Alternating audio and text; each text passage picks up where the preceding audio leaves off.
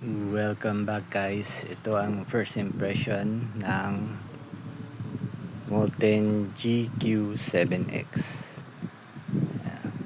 So, bali na ano ko lang to, binili ko lang para sa friend ko. Hindi ko pa siya natetestingan. So, yun, first impression. Ang ano niya, may grip naman yung parang synthetic, hindi siya leather or rubber, sa synthetic something, parang more synthetic rubber.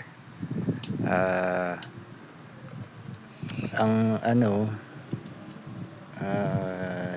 sure na hindi original to guys, kasi ayan, may step down ang barcode na naman. Ang usually kasi ang Molten talaga naka-print lang, hindi embossed or yung step down. Ano pa ba? Yung sa seams niya, same naman din sa mga dating Molten na 4,500 ganun. Same lang din, grippy pa rin kahit papaano. Ayan.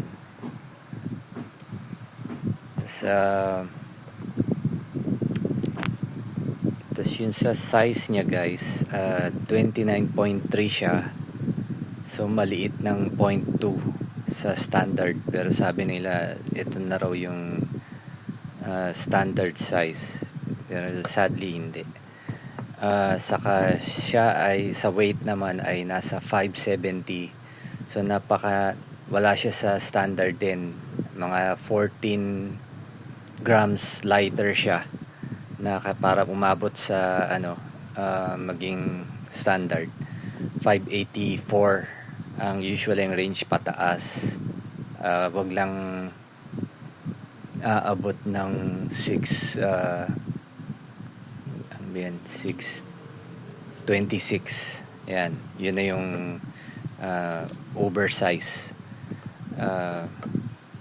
So yun guys, pakita ko lang muna sa inyo yung may grip naman din yung mga lahat ng letters niya.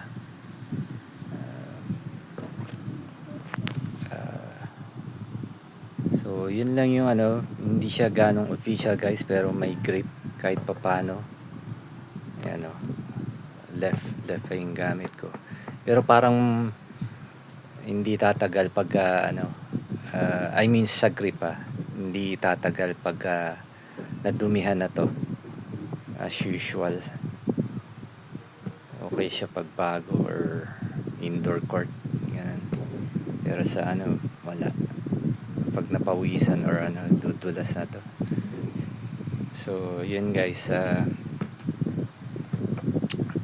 tingnan ko kung ma-review ko to kasi sa friend ko to comment, like, subscribe.